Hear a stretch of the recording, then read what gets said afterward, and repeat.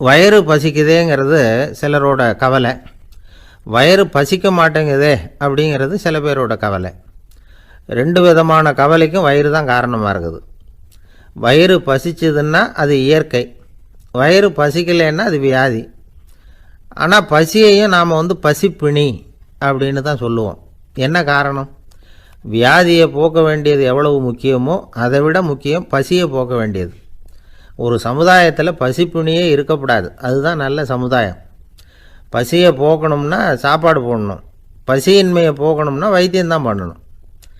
இது சம்பந்தமாக எவ்வளவோ ஆராய்ச்சிகள் நடக்குது, நிறைய மருந்து கண்டுபிடிச்சிருக்கிறாங்க. நம்ம உடம்பில் பசியை தூண்டக்கூடிய பகுதி எது, இதை முதல்ல தெரிஞ்சுக்கணும் இல்லையா? நாம் சாப்பிட்ற ஆகாரம் செரிக்கிறதுக்கு எது காரணம் தெரியுமா? நம்ம மூளையோட பின்பகுதி தான் அதுக்கு காரணமாக இருக்குதாம். மூளையின் பின்பகுதியில் நரம்பு செல்களால் ஆன 2 வகையான ஆரக்சின்கள் தான் பசியை உண்டாக்குது அப்படின்னு கண்டுபிடிச்சிருக்கிறாங்க. 2 ஆய்வாளர்கள் இதை கண்டுபிடிச்சிருக்காங்க. அவங்க 2 பேரும் டெக்சாஸ் பல்கலைக்கழகத்தில் ஹார்வர்டு ஹக்ஸ் மருத்துவ கல்வி நிலையத்தில் பணிபுரிகிறவங்களாம். உண்பது தேவைங்கிறது உணரப்படும் போது மூளையின் அந்த குறிப்பிட்ட பகுதி ஆரக்சின் அப்படிங்கிற ஹார்மோன்களை சுரக்கும்.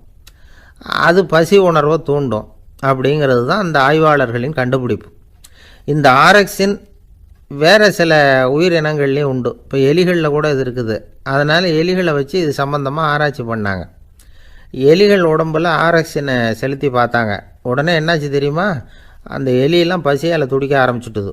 எதையாவது தின்னு பசியை தீர்த்தா போதுங்கிற அளவுக்கு அந்த எலிகள்லாம் அல்லாட ஆரம்பிச்சுட்டுது. இயல்பாக சாதாரணமாக அந்த எலிகள் எவ்வளவு சாப்பிடுமோ அது மாதிரி 8 முதல் 10 மடங்கு அதிகமான ஆகாரத்தை 1 மணி நேரத்துக்குள்ளே சாப்பிட்டு தீர்த்துட்டு தான். சில எலிகளின் மூளையில் இந்த ஆரக்சின் அளவை கட்டுப்படுத்தி பார்த்துருக்குறாங்க. உடனே என்னாச்சு தெரியுமா? அதெல்லாம் சாப்பாட்டை கண்டா முகத்தை திருப்பிட்டு போக ஆரம்பிச்சுட்டு தான். அந்த எலிகளுக்கு பசி எடுக்கலையாம். இந்த ஆராய்ச்சியின் அடிப்படையில் பசியை எடுக்காமல் இருக்கிற மனிதர்களுக்கும் பசியை தூண்ட முடியும் அப்படின்னு சொல்லி ஆராய்ச்சியாளர்கள் தெரிவிச்சிருக்கிறாங்க. ஆக ஆரக்சின் தான் பசிக்கு காரணம்ங்கிறது தெரிஞ்சு போச்சு. சரி, இந்த ஆரக்சின் அப்படின்னா என்ன? அது ஒரு கிரேக்க சொல். அதுக்கு பசின்னு அர்த்தம். நம்ம ஆளுங்களுக்கெல்லாம் பசியை தூண்டுறதுக்கு மருந்து தேவையில்லை, பசியை குறைக்கிறதுக்கு தான் மருந்து தேவை. ஒரு அம்மா டாக்டரை தேடி வந்தாங்களாம். டாக்டர், எங்கள் வீட்டுக்காரருக்கு திடீர்னு அகோர பசி, நிறைய சமைச்சு போடுறேன், அவ்வளவையும் சாப்பிட்டுட்டு கீழே கிடக்கிற குப்பை கூலங்களையும் எடுத்து சாப்பிட ஆரம்பிச்சுட்றார், என்னன்னு கவனித்து பாருங்கள் அப்படின்னாங்களாம். எவ்வளவு நாளாக அப்படி இருக்குதுன்னு கேட்டிருக்காரு டாக்டர். 1 வாரமாக அப்படி இருக்குதுன்னாங்களாம். இவ்வளவு நாளாக ஏன் சும்மா இருந்தீங்க? ஆரம்பத்திலே இங்கே அழைச்சிட்டு வர வேண்டியது தானே அப்படின்னாரான் டாக்டர். அது ஒன்றும் இல்லை டாக்டர், வீடு பூரா சுத்தமாகட்டுமேன்னு பார்த்துக்கிட்டு இருந்தேன் அப்படின்னாங்களாம் அந்த அம்மா. இன்றைக்கு பல பேர் உயில் எழுதி வைக்கிறாங்கல்ல. இந்த உயில்னா என்ன? அதாவது ஒரு நபர் தனக்கு பின்னாடி தன்னுடைய சொத்துக்கள் யாருக்கு போய் சேரணும்னு நினைக்கிறாரோ அந்த நினைப்பை சட்டப்படி உறுதிப்படுத்துறது தான் உயில். சரி, உயிலை யார் எழுதலாம்? 18 வயசு பூர்த்தியான யாரும் உயில் மூலமாக சொத்துக்களை விநியோகிக்கலாம். கண் பார்வை இல்லாதவங்க, காது கேளாதவங்க, வாய் பேச முடியாதவங்க, இவங்கெல்லாம் கூட உயில் எழுதி வைக்கலாம். புத்தி சுவாதீனம் இல்லாதவங்க கூட சில சமயம் புத்தி தெளிவாக இருந்தால் உயில் எழுதலாமா. குடிபோதையில் இருக்கிறவங்க, தாங்கள் என்ன செய்கிறோங்கிறது தெளிவாக அறிய முடியாதவங்க, நோய் நொடியில் இருக்கிறவங்க, இவங்கெல்லாம் உயில் எழுத முடியாது. ஒருத்தரை நிர்பந்தப்படுத்தி ஏமாற்றி அல்லது சுய நினைவில்லாத ஒருத்தர்கிட்ட எழுதி வாங்கி வைக்கிற உயில் செல்லாது. உயிலை இந்த முறையில் தான், இந்த படிவத்தில் தான் எழுதணும்னு சட்டத்தில் விதி எதுவும் கிடையாது. இதுக்கு முத்திரை கட்டணமும் கிடையாது. உயிலை வெற்று காகிதத்தில் எழுதலாம். அச்சடிக்கணும், டைப் அடிக்கணுங்கிற அவசியம் கூட இல்லை.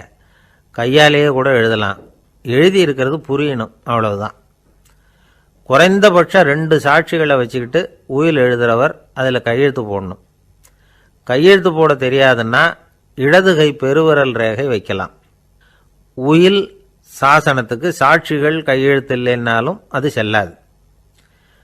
அப்புறம் பிரிவிலேஜ்டு வில் அப்படின்னு இருக்கு, அதுக்கு மட்டும் சாட்சிகள் தேவையில்லை. அது என்னன்னா, இந்த விமானப்படை, கப்பல் படை அல்லது யுத்தத்தில் பணிபுரியும் நபர்கள் அவங்கெல்லாம் இருக்கிறாங்க இல்லையா, அப்படிப்பட்டவங்க எழுதுகிற உயில் அது. அதுக்கு சில விசேஷ சலுகைகள் உண்டு. ஒருத்தர் முதல்ல ஒரு உயில் எழுதி வைக்கிறார், அதுக்கப்புறம் மனசு மாறி போகுது, அது வேணாம்னு நினைக்கிறார், ரத்து செஞ்சுடலாம். அதுக்கப்புறம் வேறு உயிலும் எழுதலாம். உயிரோடு இருக்கிற வரைக்கும் எத்தனை தடவை வேணும்னாலும் உயில் எழுதலாம். கடைசியாக எழுதப்பட்ட உயில் சட்டப்படி சரியாக இருந்தால் அதுதான் அமலுக்கு வரும். சரி, எழுதுகிற உயிலை ரகசியமாக வச்சுருக்கிறது எப்படி? இது ஒரு கேள்வி. இதுக்கு என்ன செய்யணும்னா, ஒருத்தர் உயிலை எழுதினதுக்கு அப்புறம் அவர் தானாவோ அல்லது அங்கீகரிக்கப்பட்ட முகவர் மூலமாகவோ, அதாவது ஒரு ஏஜெண்ட் மூலமாகவோ, ஒரு கவரில் போட்டு சீல் வச்சு கவர் மேலே தன்னுடைய பெயரை எழுதி அல்லது அந்த ஏஜெண்ட் பெயரை எழுதி கவர் மேலே என்ன அடக்கம் செய்யப்பட்டிருக்கு, உள்ளே என்ன இருக்குது அப்படிங்கிற விவரம்லாம் எழுதி சார் பதிவாளர்கிட்ட ஒப்படைக்கலாம். இதுக்கு கட்டணம் உண்டு. அதுக்கப்புறம் எப்போ தேவைப்படுதோ அப்போ ஒரு மனு கொடுத்து அந்த கவரை திரும்ப வாங்கிக்கலாம். இப்போ எழுதுகிற உயிலை இவ்வளவு நாளுக்குள்ளே பதிவு செய்யணுங்கிற கால வரையறை உண்டா அப்படின்னு ஒரு கேள்வி வரலாம் இல்லையா? எப்போ வேணும்னாலும் பதிவு செய்யலாம். நம்மால் ஒருத்தர் ஒரு நாள் ரொம்ப அவசரமாக வந்தார். இந்த உயில் எழுதுறது சம்பந்தமாக பூரா விவரமாக எனக்கு உடனே தெரியணும்னார். நான் உடனே அவரை வக்கீல் ஒருத்தர்கிட்ட அழைச்சிட்டு போனேன். இவர் அவர்கிட்ட எல்லா விவரமும் கேட்டு தெரிஞ்சுக்கிட்டார். ரொம்ப தேங்க்ஸ்ன்னு சொல்லிவிட்டு 2 பேரும் வெளியில் வந்தோம். அதுக்கப்புறம் இவர்கிட்ட கேட்டேன், ஆமாம் இவ்வளவு விவரமாக கேட்குறீங்களே, உங்களுக்கு எத்தனை பிள்ளைங்க சார் அப்படின்னு கேட்டேன். 6 பேர் சார் அப்படின்னார். சரி, இருக்கிற சொத்து எவ்வளவுன்னு கேட்டேன். அதை இனிமே தான் சம்பாதிக்க போகிறேன் அப்படின்னார். அளவுக்கு மிஞ்சினா எதுவுமே இடைஞ்சல் தானே. அன்பும் அப்படி தான். அன்பு அதிகமாக இருந்தால் அது எப்படி கெடுதல் பண்ணும் அப்படிங்கிற சந்தேகம் உங்களுக்கு வரலாம். தசரதன் கதை என்னாச்சு? கைகேயி மேலே வச்ச அளவு கடந்த அன்பு ராமன் காட்டுக்கு போகிறாப்புல ஆயிட்டுதில்ல. தசரதன் எப்பேற்பட்ட அரசன்.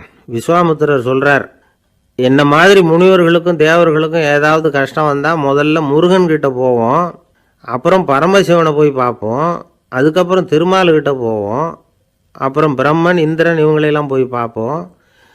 இவங்களாலையெல்லாம் முடியலன்னா கடைசியில் அயோத்திக்கு வருவோங்கிறார். உன்னை விட்டால் வேற கதி உண்டோ அப்படின்னு தசரதனை பார்த்து விஸ்வாமித்திரரே சொல்கிறார். அப்பேற்பட்ட அரசன் தசரதன் கைகேயி காலில் விழறான். உன் பாதங்களை தொட்டு கெஞ்சி கேட்டுக்கிறேன், ராமனை காட்டுக்கு அனுப்பாதேங்கிறான். தசரதனுடைய இந்த நிலைமைக்கு என்ன காரணம்? அவன் கைகேயி மேலே வச்ச அளவு கடந்த அன்பு தான் காரணம். இப்போ சொல்லுங்கள், அன்பாக இருந்தாலும் அது அளவுக்கு மீறி போனால் கெடுதல் பண்ணுமா பண்ணாதா? அது மட்டும் இல்லை, அளவு கடந்த அன்பு நீதிக்கும் நியாயத்துக்கும் புறம்பான காரியங்களையும் செய்ய வச்சிரும். தசரதன் மிகச்சிறந்த நீதிமான், தர்மத்துக்கு விரோதமாக ஒரு காரியமும் செய்யாதவன். அப்பேற்பட்டவன் தன்னுடைய மனைவியை பார்த்து என்ன சொல்கிறான் தெரியுமா? உனக்காக நான் என்ன செய்யணும்னு சொல்லி செய்கிறேன். ஒரு குற்றமும் செய்யாத ஒருத்தனை கொல்லணுமா கொல்றேன். மரண தண்டனை விதிக்கப்பட்ட ஒருத்தனை விடுதலை செய்ய சொல்கிறியா செய்கிறேன். எந்த பிச்சைக்காரனையாவது கோடீஸ்வரனாக சொல்கிறியா ஆக்கிறேன், அல்லது கோடீஸ்வரனை பிச்சைக்காரன் ஆக்கணுமா ஆக்கிறேன் அப்படிங்கிறான். நீதிக்கு விரோதமான இந்த பாவங்களை செய்யறதுக்கு அப்பேற்பட்ட அரசன் எப்படி துணிஞ்சான்? மனைவி பேரில் வச்ச அளவு கடந்த அன்பு தான் காரணம். திரிசூலம், வஜ்ராயுதம், வாள் இதுகளால் தாக்கப்பட்டால் கூட அதையெல்லாம் கொஞ்சம் கூட லட்சியம் பண்ணாத ஒருத்தன் காமதேவனுடைய மலர் அம்புகள் தாக்குனா அதை அவனால் தாக்கு பிடிக்க முடியல, விழுந்துடுறான். காமதேவனுக்குள்ள மகிமையே அதுதாங்கிறார் துளசிதாசர். அதனால தான் பெரியவங்கள்லாம் என்ன சொல்கிறாங்கன்னா, எதையும் அளவுக்கு மீறி செய்யாதேங்கிறாங்க. அப்பா, அம்மா, மனைவி, மக்கள் எல்லார் பேர்லேயும் அன்பு அவசியம்தான். ஆனால் அந்த அன்பு அறிவுக்கு புறம்பாக இருக்கக்கூடாது, அளவுக்கு மீறி இருக்கக்கூடாது. அப்போ தான் வாழ்க்கை சுகமாக இருக்கும். இல்லைன்னா அவஸ்தை தான். அளவுக்கு மீறின அன்புங்கிறது புரியுது, அது சரி. அறிவுக்கு புறம்பான அன்புங்கிறது எப்படி? ஒரு தாய்க்கு ஜலதோஷம் அல்லது ஏதோ ஒரு தொற்று நோயின்னு வச்சுங்களேன். அந்த அம்மாவுக்கு தன்னுடைய குழந்தை பேரில் அளவு கடந்த அன்பு.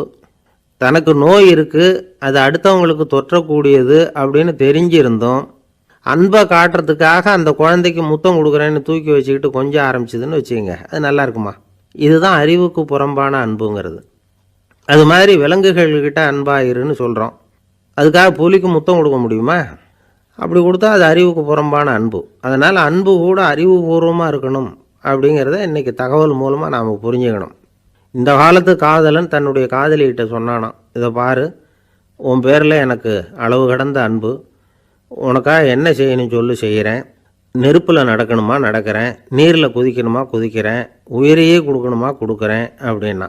சரி, வர்றேன் ஞாயிற்றுக்கிழமை சாயந்தரம் 6 மணிக்கு இதே இடத்துக்கு வாங்க அப்படின்னுது அந்த பொண்ணு.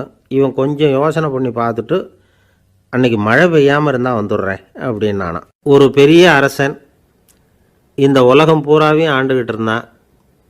ரொம்ப காலம் அப்படி அரசாட்சி பண்ணிக்கிட்டு இருந்தான். திடீர்னு அவனுக்கும் சில எதிரிகள் முளைச்சாங்க. அவங்கெல்லாம் ஒன்று சேர்ந்து இவனை தோற்கடிச்சுட்டாங்க. தோற்று போனதும் இவனுக்கு பயம் வந்துட்டுது, எங்கே எதிரிகள் நம்ம கொண்டுடுவாங்களோ அப்படின்னு. வெளியில் வந்தால் தனக்கு ஆபத்துன்னு பயந்துக்கிட்டு யாருக்கும் தெரியாமல் ஒரு குகைக்குள்ளே போய் பதுங்கி கிடக்கிறான். நிலைமையை பாருங்கள். முதல் நாள் அரண்மனையில் அதிகாரம் பண்ணிக்கிட்டு இருந்தவன் மறுநாள் குகையில் பயந்து போய் பதுங்கி கிடக்கிறான். ராத்திரி நேரம் வந்தது, பசி வயத்தை கிள்ளுது, பிச்சை எடுத்து சாப்பிட வேண்டிய நிலைமை. பிச்சை எடுக்கிறதுக்கு பாத்திரம் வேணுமே, என்ன பண்ணுறது அப்படின்னு அங்கேயும் இங்கேயும் பார்க்குறான். ஒரு மூலையில் யாரோ விட்டுட்டு போன ஒரு ஓடு கிடக்குது. அதை எடுத்துக்கிட்டு புறப்பட்டான். இருட்டில் வழி புரியல. ஏதோ ஒரு யூகத்தில் காலை மெதுவாக எடுத்து வச்சு நடந்து போய்கிட்டுருக்கிறான். வழியில் ஒரு கருப்பு நாய் படுத்து கிடந்தது. இருட்டில் அவன் இது கண்ணுக்கு சரியாக தெரியல. அவனுக்கு தவறி போய் காலை வச்சுட்டான் அது மேலே. நாய் சும்மா இருக்குமா, வள்ளுன்னு விழுந்து கடிச்சு விட்டுது. காலை பார்க்குறான், காலத்தையும் நினச்சி பார்க்குறான். அரண்மனையில் வீரக்கழல் அணிந்த காலை உடைய மன்னா அப்படின்னு புகழ்வாங்களே புலவர்கள்லாம். ஆனால் அது இன்றைக்கி நாய் கடித்த காலம் ஆகிட்டுதே அப்படின்னு நினைக்கிறான். அது மட்டும் இல்லை, முன்னாடியெல்லாம் பொற்கிண்ணங்களில் தான் அவன் சாப்பிடுவான். ஆனால் இப்போது உடஞ்சி போன ஓட்டு, அது ஓட்டை கையில் வச்சுக்கிட்டு நிற்கிறான். அதில் ஏதாவது யாராவது சாப்பாடு போடுவாங்களான்னு. முன்னாடியெல்லாம் நிறைய பேர் அரண்மனைக்கு வருவாங்க. அரசருக்கு காணிக்கைன்னு சொல்லி இவன் காலடியில் கொண்டாந்து கொட்டுவாங்க. அப்போலாம் இவன் அந்த ஜனங்களுடைய முகத்தை திரும்பி கூட பார்க்கறதில்ல, ரொம்ப கர்வமாக உட்காந்துருப்பான். அதே ஆள் இன்றைக்கி எல்லார் கண்ணுலேயும் படுறது மாதிரி பிச்சை எடுத்துக்கிட்டு இருக்கிறான்.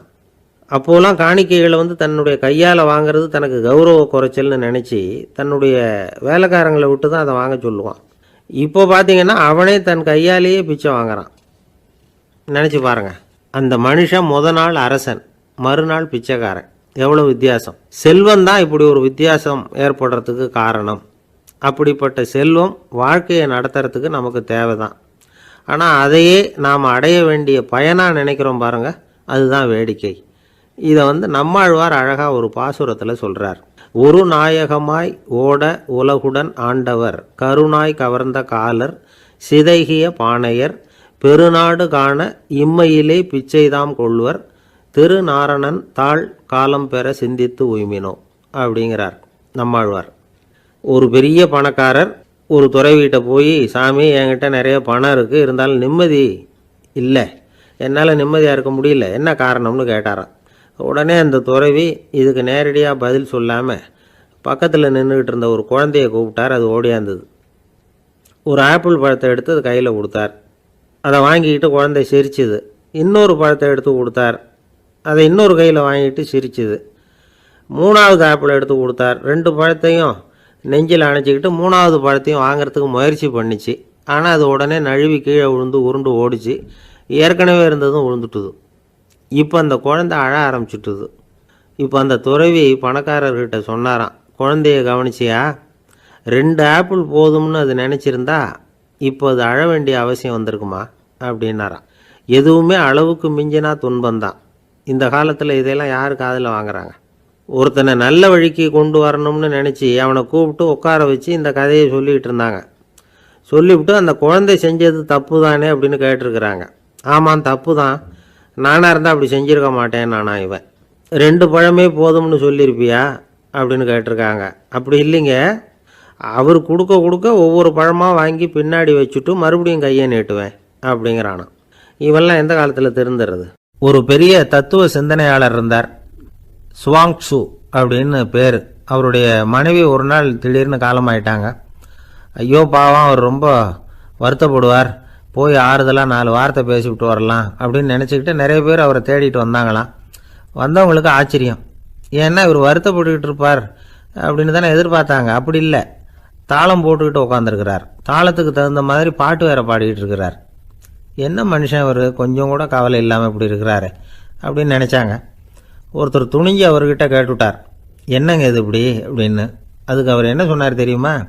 இதை பாருங்கள், என்னுடைய மனைவி பிறக்கிறதுக்கு முன்னாடி அவளுக்கு உயிரும் கிடையாது, உடலும் கிடையாது.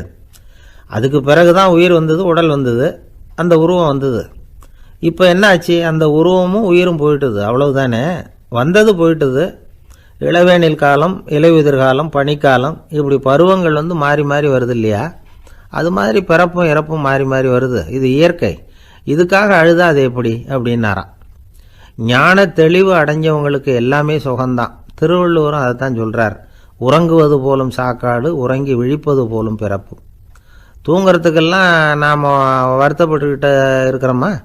இன்றைக்கி தூங்க வேண்டியிருக்குதே, இன்னும் கொஞ்சம் நேரத்தில் நான் தூங்க வேண்டியிருக்கு அப்படின்னு சொல்லி யாராவது அழுதுகிட்டு இருப்பாங்களா? அதனால் இந்த உலக வாழ்க்கையினுடைய இயல்பை யதார்த்தத்தை நாம் தெளிவாக புரிஞ்சுக்கணும். அப்படி புரிஞ்சுக்கிட்டால் நாம் கவலை இல்லாமல் வாழ முடியும். ஒரு வயசான தாத்தா பாட்டி 60 வருஷத்துக்கு முன்னாடி அவங்களுக்கு கல்யாணம் ஆச்சு, ஒன்றாவே வாழ்ந்தாங்க, ஒன்றாவே இறந்து போனாங்க. இப்போ அவங்க 2 பேரும் சொர்க்கத்துக்கு போய் சேர்ந்தாங்க. அங்கே எல்லா வசதியும் இருந்தது. ஒரு பெரிய பங்களாவே இவங்களுக்கு ஒதுக்கி கொடுத்தாங்களாம். இதுக்கு எவ்வளவு வாடகைன்னு கேட்டார் தாத்தா. வாடகையெல்லாம் கிடையாது, இலவசம் அப்படின்னார் அங்கே இருந்தவர். அந்த வீட்டுக்கு பின்னாடி ஒரு பெரிய புல்வெளி இருந்தது. இதில் விளையாட ஏதாவது கட்டணம் உண்டான்னு கேட்டிருக்கார் தாத்தா. அதெல்லாம் ஒன்றும் கிடையாது, பணம்லாம் கட்ட வேண்டியதில்லை அப்படின்னார் அவர்.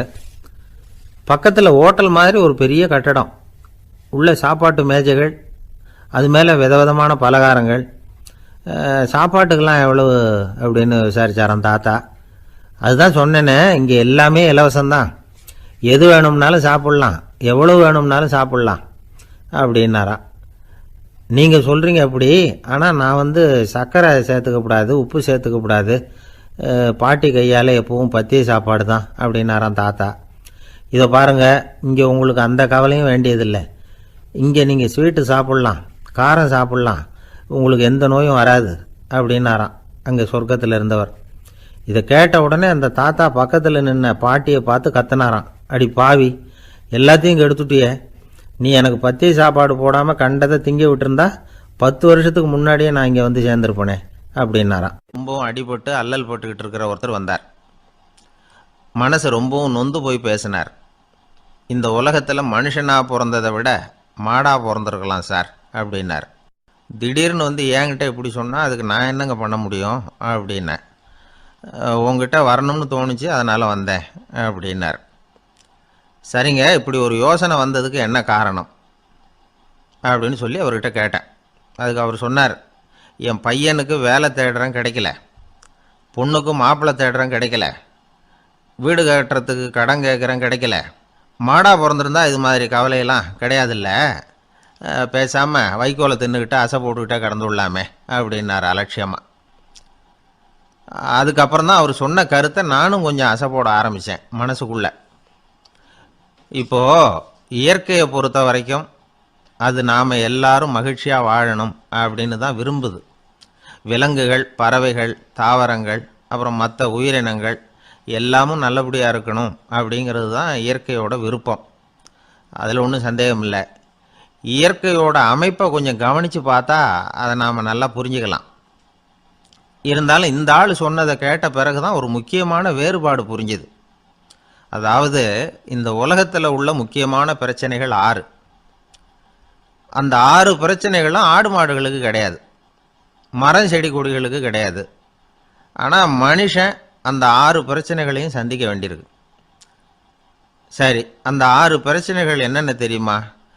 முதல்ல, இந்த ஆடு மாடுலாம் நமக்குன்னு சொந்தமாக ஒரு வீடு இல்லையே அப்படின்னு கவலைப்பட்டுக்கிட்டு இருக்கிறதில்ல. ஆனால் மனிதனுக்கு வீடு தேவைப்படுது. இது ஒரு வித்தியாசம்.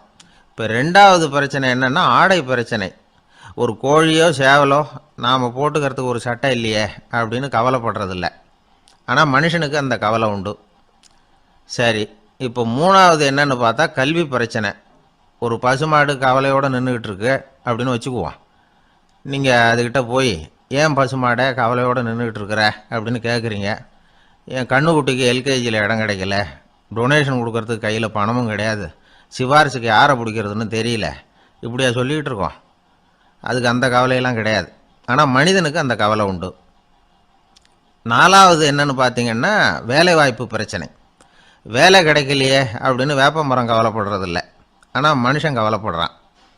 5வது என்னன்னு பார்த்தா கல்யாண பிரச்சனை.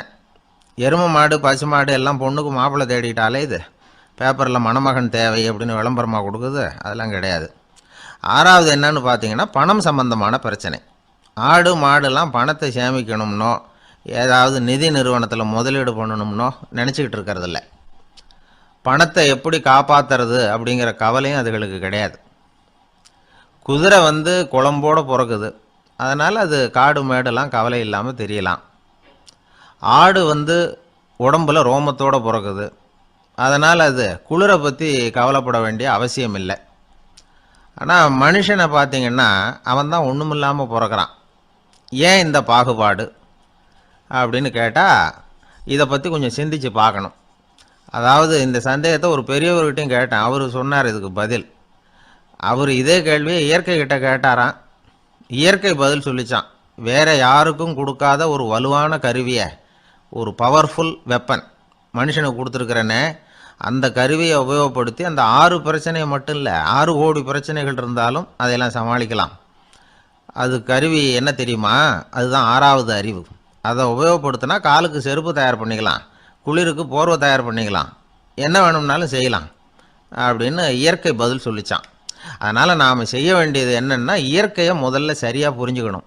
இயற்கையின் படைப்பையே நாம் சரியாக புரிஞ்சுக்கிறது இல்லையே, அதுதான் வேதனை. இந்த கதையை கேளுங்க. இப்போ நகரத்திலேருந்து ஒரு ஆள் கிராமத்துக்கு வந்தான். அங்கே ஒரு சிறுவன் மாடு மேய்ச்சிக்கிட்டு இருந்தான். நகரத்து ஆள் சொன்னான், எவ்வளோ அழகான பசு, அது சரி இதுக்கெல்லாம் ஏன் கொம்பு இல்லைன்னா. இதுக்கு அந்த பையன் பதில் சொன்னான், பசுமாட்டுக்கு கொம்பு இல்லாததுக்கு பல காரணங்கள் உண்டு. கண்ணுக்குட்டியாக இருந்தால் கொம்பு இருக்காது, பசு வளர்ந்து பெருசானதுக்கு அப்புறம் தான் கொம்பு முளைக்கும், இது ஒரு காரணம். சில சமயம் வளர்கிற கொம்பை எடுத்து விடுறது உண்டு, அது ஒரு காரணம். ஆனால் இதுக்கு ஏன் கொம்பு இல்லைன்னு கேட்குறீங்க, அதுக்கு என்ன காரணம்னா, இது பசு இல்லை குதிரை அப்படின்னானா. அங்கே ஒரு புதர் தெரியுது இல்லையா, இந்த புதருக்குள்ளே ஒரு சிங்கம் இருக்குது. அந்த பக்கமாக நான் போகிறப்போ வர்றப்போலாம் அது என்கிட்ட ஒம்பு வளர்க்குது, தகராறு செய்யுது, என் மேலே பாயுது, என்னை தாக்குது, ஏன்னு தெரியல அப்படின்னுது. இதை கேட்டதும் அந்த குரங்கு சொல்லிச்சு, இனிமேல் கவலைப்படாத, இந்த தடவை நான் உன்னை காப்பாற்றுறேன்னுது. அதுக்கப்புறம் ஒரு நாள் அந்த குரங்கும் கழுதியும் அந்த புதர் பக்கமாக போய்கிட்டு இருந்தாங்க. எதிர்பார்த்தது மாதிரியே நடந்தது. அந்த சிங்கம் எதிரில் வந்தது, கழுதியை பார்த்தது, உடனே அது மேலே பாய ஆரம்பிச்சுட்டுது.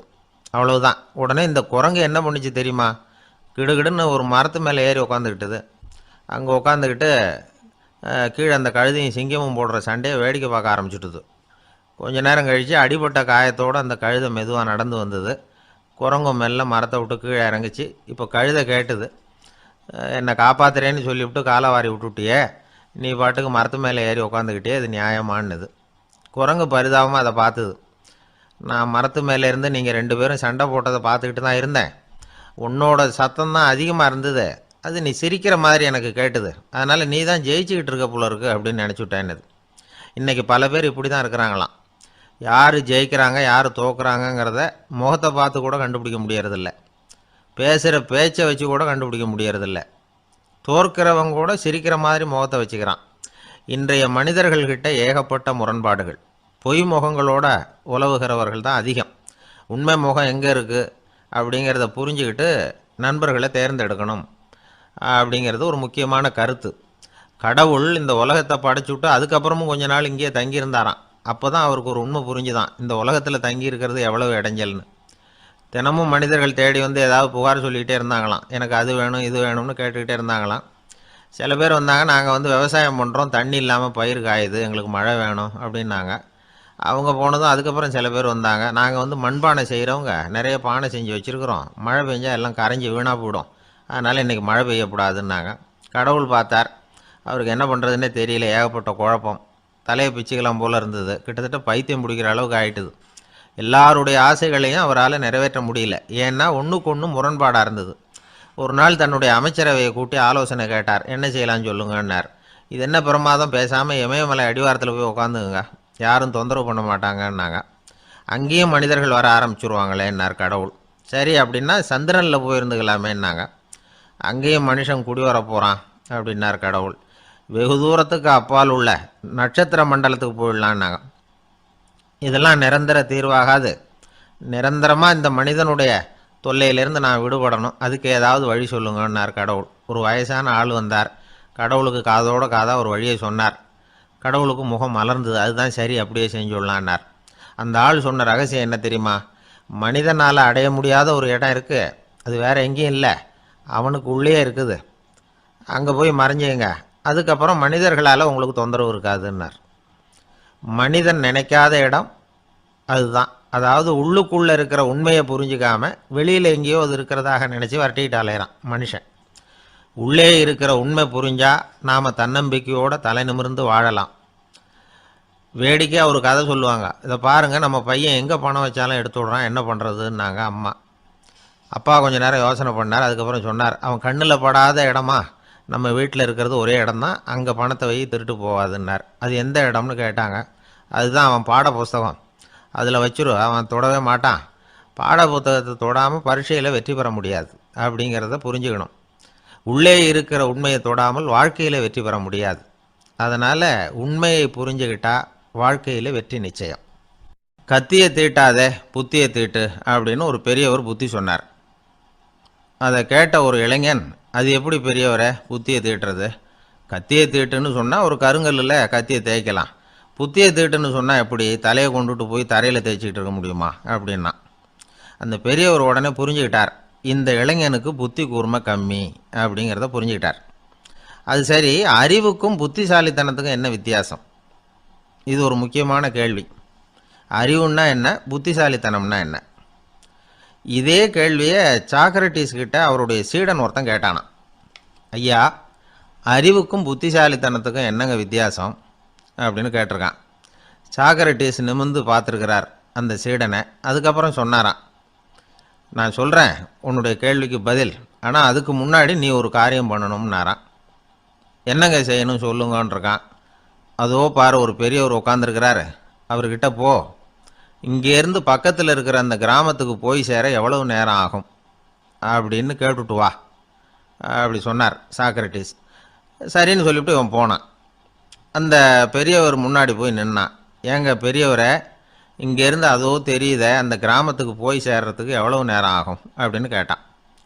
பெரியவர் நிமிர்ந்து பார்த்தார், ஆனால் பதில் எதுவும் சொல்லலை. இவன் மறுபடியும் ஒரு தடவை அதே கேள்வியை அவர்கிட்ட கேட்டான். என்னங்க, நான் கேட்குறது உங்கள் காதில் விழுதா, அந்த கிராமத்துக்கு போய் சேர்றதுக்கு எவ்வளோ நேரம் ஆகும் அப்படின்னு சொல்லி மறுபடியும் கேட்டான். அப்பவும் அவர் பதில் சொல்லலை. உடனே அவன் மனசுக்குள்ளே முடிவு பண்ணிக்கிட்டான், சரி பெரியவர் ஒரு மாதிரியாக தெரிகிறார், புத்தி சுவாதீனம் சரியில்லாத ஒரு மாதிரி தெரியுது அப்படின்னு நினச்சிக்கிட்டே வந்த வழியிலே திரும்பி வந்துட்டான். கொஞ்சம் தூரம் நடந்திருப்பான். இப்போ அந்த பெரியவர் மறுபடியும் கூப்பிட்டார், இளைஞனே இப்படி வாடினார். இவனுக்கு ஒன்றும் புரியல. மறுபடியும் திரும்பி நடந்தான். அவர் முன்னாடி போய் நின்னான். பெரியவர் சொன்னார், தம்பி, இங்கேருந்து அந்த கிராமத்துக்கு போய் சேர்றதுக்கு 5 நிமிஷம் ஆகும் அப்படின்னார். இப்போது அந்த இளைஞன் அந்த முதியவரை ஒரு மாதிரியாக பார்க்க ஆரம்பித்தான். அதுக்கப்புறம் கொஞ்சம் யோசித்தான்.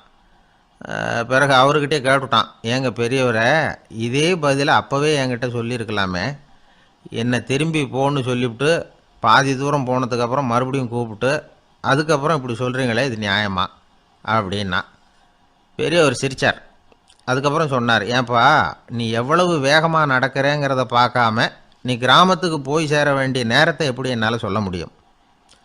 அதனால தான் உன்னை கொஞ்சம் தூரம் நடக்க விட்டு உன்னுடைய நடையின் வேகம், அந்த கிராமம் இருக்கிற தூரம் ரெண்டையும் கணக்கு போட்டு அதுக்கப்புறம் நேரத்தை சொன்னேன்னார். சீடன் வந்து தலை குனிந்தான். அப்படியே திரும்பி வந்து சாக்ரட்டிஸ் முன்னாடி நின்னான். சாக்ரட்டிஸ் இப்போ சொல்கிறார், தம்பி, அதுக்கு பேர் தான் புத்திசாலித்தனம். இந்த அறிவு கூர்மை வந்து எல்லா இளைஞர்களுக்கும் வரணும் அப்படிங்கிறதுக்காகத்தான் கத்தியை தீட்டாதே புத்தியை தீட்டு அப்படின்னு பெரியவங்கள்லாம் சொல்லிகிட்டு இருக்கிறாங்க. புத்தியை தீட்டுறவங்கெல்லாம் வாழ்க்கையில் அறிவாளியாகிறாங்க, தீட்டாதவங்க கோமாளியாகிறாங்க. இதுதான் இன்றைக்கி நடக்கிறது. அதனால் அறிவு கூர்மைங்கிறது வேற. இந்த காலத்து ஆசாமி ஒருத்தர் இன்னொருத்தரை பார்த்து கேட்டார், ஏங்க, ஒரு விமானம் இங்கேருந்து புறப்பட்டு 2 மணி நேரத்தில் மதுரைக்கு போய் சேருது. நல்லா கவனிங்க, ஒரு விமானம் இங்கேருந்து புறப்பட்டு 2 மணி நேரத்தில் மதுரைக்கு போய் சேருது அப்படின்னா என்னோடய வயசு என்னன்னு கேட்டார். இவர் கேட்குறதுல ஏதாவது அர்த்தம் இருக்கா? அதாவது இங்கேருந்து புறப்பட்டு 2 மணி நேரம் ஆகுது மதுரைக்கு போகிறதுக்கு, அப்படின்னா என் வயசு என்னன்னு கேட்குறாரே. இதை கேட்ட உடனே அவர் பதில் சொன்னார், அப்படின்னா உங்களோட வயசு 20 அப்படின்னார். எப்படிங்க அவ்வளவு கரெக்டாக சொன்னீங்க அப்படின்னு கேட்டார். வேறு ஒன்றும் இல்லை, எங்கள் பக்கத்து வீட்டில் ஒரு முழு பைத்தியம் இருக்குது, அதோட வயசு 40, அப்படின்னா உன் வயசு 20 தான் இருக்கணும் அப்படின்னார். அரை பைத்தியம்னு முடிவு பண்ணிக்கிட்டார். அதனால் வாழ்க்கையில் அறிவு கூர்மைங்கிறது ரொம்ப அவசியம். அந்த புத்திசாலித்தனம் இருக்கிறவங்க வாழ்க்கையில் வெற்றி பெறுவது நிச்சயம். ஒரு சன்னியாசி, அவர் ஒரு நாள் ஒரு கனவு கண்டாராம். அந்த கனவில் அவர் சொர்க்கத்துக்கு போகிறார். அங்கே ஒரு பெரிய திருவிழா நடந்துக்கிட்டு இருக்குது. எங்கே பார்த்தாலும் அலங்கார வளைவுகள், வண்ணமயமான விளக்குகள், பாதைகள் பூரா மலர்கள், எல்லா கட்டடங்களும் ஒளிமயம். அவ்வளவு கோலாகலமாக பிரம்மாண்டமாக அந்த திருவிழா நடந்துக்கிட்டு இருக்குது. அது என்ன திருவிழாங்கிறது இந்த சன்னியாசிக்கு புரியல. அங்கே எதிரில் வந்துக்கிட்டு இருந்த ஒருத்தரை நிறுத்தி, என்ன விசேஷம் இங்கே அப்படின்னு விசாரிச்சாராம். உனக்கு தெரியாத விஷயம், இன்னைக்கு இறைவனுக்கு பிறந்த நாள், அதை தான் எல்லாரும் சேர்ந்து கொண்டாடுறோம். இதுக்காக பிரம்மாண்டமான ஊர்வலம் ஒன்று வரப்போகுது. இறைவனே அந்த ஊர்வலத்தில் கலந்துக்கிறார் அப்படின்னார் அவர். உடனே அந்த சன்னியாசி ஒரு மரத்து நிழலில் ஒதுங்கி நின்றுக்கிட்டார். ஊர்வலம் வந்துக்கிட்டு இருக்குது. முதல்ல ஒரு குதிரை வந்துக்கிட்டு இருக்கு. அது மேலே ஒருத்தர் உட்காந்துருக்கிறார். அவருக்கு பின்னாடி நிறைய பேர் கூட்டமாக வந்துக்கிட்டு இருக்கிறாங்க. இவ்வளவு கூட்டம் இவர் பின்னாடி வருதே, யார் இவர் அப்படின்னு கேட்டார். ஒரு மதத்தின் பெயரை சொல்லி, இவர் அந்த மதத்தின் தலைவர், அவரை பின்பற்றுகிற மக்கள் கூட்டம் பின்னாடி வந்துக்கிட்டு இருக்குது அப்படின்னு விவரம் சொல்லியிருக்கிறாங்க. இவங்களுக்கு அடுத்தபடியாக இன்னொரு குதிரையில் ஒருத்தர் வந்துக்கிட்டு இருக்கிறார். அவருக்கு பின்னாடி ஏகப்பட்ட கூட்டம். இவர் யாருங்க அப்படின்னு கேட்டிருக்கார் சன்னியாசி. அங்கே இருக்கிறவங்க விவரம் சொல்லியிருக்கிறாங்க. இன்னொரு மதத்தின் பெயரை சொல்லி, இவர் அந்த மதத்தினுடைய தலைவர், அவர் வழியை பின்பற்றுகிறவர்கள் அவர் பின்னாடி கூட்டமாக வந்துக்கிட்டு இருக்கிறாங்க அப்படின்ட்டு இருக்காங்க. இப்படி ஒவ்வொருத்தராக குதிரை மேலே வந்துக்கிட்டே இருக்கிறாங்க. அவங்கள பின்பற்றியும் ஒவ்வொரு கூட்டம் வந்துக்கிட்டே இருக்குது. அந்த பெரிய ஊர்வலம் அது பாட்டுக்கு போய்கிட்டு இருக்குது. கடைசியாக அது முடிஞ்சது ரொம்ப நேரம் கழித்து. அதுக்கப்புறம் கொஞ்சம் நேரம் கழித்து ஒரு வயசான ஆள் குதிரை மேலே வந்துக்கிட்டு இருக்கிறார். ஆனால் அவருக்கு பின்னாடி யாருமே இல்லை. அவர் பரிதாபமாக தனியாக வந்துக்கிட்டு இருக்கிறார். அவர் அந்த ஊர்வலத்தை சேர்ந்தவரா இல்லையாங்கிறதே தெரியல. இவர் யார், இவர் ஏன் இப்படி தனியாக வந்துக்கிட்டு இருக்கிறார் அப்படின்னு கேட்டிருக்கார் அந்த சன்னியாசி. என்னது இப்படி கேட்குறீங்க? இவர் தான் கடவுள். இவருக்காக தான் இன்றைக்கி இந்த ஊர்வலமே நடக்குது. இவருக்கு தான் இன்றைக்கி பிறந்த நாள். முன்னாடி போகிற ஊர்வலம் பூரா இவருடைய பிறந்த நாளை கொண்டாடுறதுக்காக தான் அப்படின்ட்டுருக்காங்க. இதை கேட்டதும் அந்த சன்னியாசிக்கு திடுக்குன்னு தூக்கி போட்டிருக்கு. இது வரைக்கும் கனவு கண்டுகிட்டு இருந்தவர் முழிச்சுக்கிட்டார். அதுக்கப்புறம் தான் யோசித்து பார்த்துருக்கார்.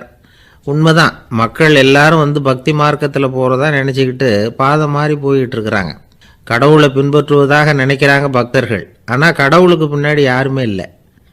இன்னமும் இயல்பாக இதை பற்றி யோசித்து பார்த்தா, உண்மைக்கு பின்னாடி தான் நான் போய்கிட்டு இருக்கேன் அப்படின்னு நிறைய பேர் சொல்கிறாங்க. ஆனால் அந்த உண்மை அனாதையாக போய்கிட்டு இருக்குது. அப்படி ஆகிட்டுது உலகம். இந்த காலத்துலேயும் ஒரு ஊர்வலம், ஒரு பெரிய மனுஷருக்கு பிறந்த நாள் விழா. அவர் குதிரை மேலே ஏறி முன்னாடி போயிட்டுருக்கிறார். அவருக்கு பின்னாடி ஒரு 100 பேர் தொண்டர்கள் அவங்க பாட்டுக்கு போகிறாங்க. எல்லாம் பணம் கொடுத்து ஏற்பாடு பண்ணவங்க. எல்லாம் பணம் வாங்கிட்டு பின்னாடி போயிட்டுருக்குறாங்க. கொஞ்சம் தூரம் நடந்ததும் கால் வலிக்க ஆரம்பிச்சுட்டுது. ஒவ்வொருத்தராக அப்படியே ஒதுங்க ஆரம்பிச்சிட்டாங்க. அதான் முன்னாடியே பணம் கிடச்சிட்டுதே, இனிமேல் ஒதுங்கினா என்னன்னு ஒதுங்கிட்டாங்க. ஒரு கட்டத்தில் குதிரையில் போகிறவர் தற்செயலாக திரும்பி பார்க்குறாரு. பின்னாடி யாருமே இல்லை. எல்லோரும் ஓடி போயிட்டாங்க. ஒரே ஒரு ஆள் மட்டும் ரொம்ப விசுவாசமாக பின்னாடி நடந்து வந்துக்கிட்டு இருந்தான். ஏன்ப்பா நீ மட்டும் வந்துக்கிட்டு இருக்கிறியே, நீ வீட்டுக்கு போகலையான்னு கேட்டிருக்காரு அவர். நீங்கள் அந்த குதிரையையும் அதுக்குள்ளே வாடகை பணத்தையும் கொடுத்துட்டிங்கன்னா நானும் போயிடுவேன் அப்படின்னு நானாம். இந்த கணவன் மனைவி அன்பாக இருக்கணும், ஒருத்தர் நல்லா புரிஞ்சுக்கணும், விட்டு கொடுக்குற மனப்பான்மை வேணும். அதுதான் ஒரு நல்ல குடும்பம். இன்றைக்கி பல குடும்பங்களில் அர்த்தமில்லாத சண்டைகள் தான் அதிகம். கிராமப்புறங்களில் வேடிக்கையாக ஒரு கதை சொல்லுவாங்க. ஒரு ஊரில் ஒரு ஆள் இருந்தான். வேலை வெட்டி இல்லாமல் சும்மாவே இருந்தான். அவனுக்கு கல்யாணம் பண்ணி வச்சாங்களாம். மனைவி சேர்ந்தா. சும்மாவே உட்காந்துருக்கிறியே, ஏதாவது சம்பாதிக்கிற வழியை பாரு அப்படின்ட்டுருக்கா. அதுக்கு தான் யோசனை பண்ணிகிட்ருக்கிறேன், ஒரு அருமையான ஐடியா அப்படின்னு நானா. என்ன அது சொல்லு அப்படின்ட்டுருக்கா. அவன் ஒரு ஆட்டுக்குட்டி வாங்க போகிறேன்ருக்கான். அதை வாங்கி என்ன பண்ண போகிறேன்னா, அந்த குட்டி வளரும், பெருசாகும், அதுக்கப்புறம் அது நிறைய குட்டி போடும் அப்படின்ட்டுருக்கான். சரி, அப்புறம் என்ன, அதையெல்லாம் சந்தையில் கொண்டுட்டு போய் விற்றுவிட்டு அந்த காசுக்கு ஒரு எருவு மாடு வாங்கலாம். சரி, அது எதுக்கு? எருவு மாடு நிறைய பால் கொடுக்கும். அதை கொண்டுகிட்டு போய் பால் பண்ணையில் கொடுப்பேன், அல்லது நானே விற்றுருவேன், கை நிறைய காசு கிடைக்கும். அதுக்கப்புறம் ஒரு பசுமாடு வாங்குவேன், பாலையும் விற்கலாம், நாமளும் காய் போட்டு சாப்பிட்லாம், இப்படிலாம் சொல்லியிருக்கான். அப்போ அந்த பொண்ணு சொல்லிச்சான், அடுத்த தெருவில் இருக்கிற எங்கள் அம்மா வீட்டுக்கும் கொஞ்சம் பால் கொடுத்து அனுப்பலாம் அப்படின்ட்டுருக்கா அந்த பொண்ணு. இந்த இடத்துல கணவனுக்கு கோவம் வந்துட்டுது. அது எப்படி உங்கள் அம்மா வீட்டுக்கு எதுக்கு கொடுக்கணும், அதெல்லாம் முடியாதுன்றிருக்கான். இந்த இடத்துல சண்டை ஆரம்பமாயிட்டுது. கொஞ்ச நேரத்தில் 2 பேரும் சத்தம் போட ஆரம்பிச்சிட்டாங்க. கடுமையான சண்டை நடக்கிறத பக்கத்து வீட்டுக்காரன் காதில் வாங்கினான். அவன் ஓடியாந்தான். அவனுக்கு தெரியும், வாங்காத மாட்டுக்காக இப்படி சண்டை போட்டுக்கிட்டு இருக்கிறாங்கங்கிறது அவனுக்கு புரியும். அவன் ஓடி வந்து சொன்னான், ஏண்டா உன்னோட பசுமாட்டை ஒழுங்காக கட்டி போடக்கூடாதான் இருக்கான். என்னடா சொல்கிறேன்னா இவன், உன் மாடு என் தோட்டத்தில் வந்து மேய்ஞ்சுட்டுது, பயிரெலாம் நாசமாயிட்டுது, 10,000 ரூபா அளவுக்கு சேதம், அதை வாங்கிட்டு போகிறதுக்கு தான் வந்தேன், குட்ரா 10,000 நானான். இவன் அரண்டு போயிட்டான்.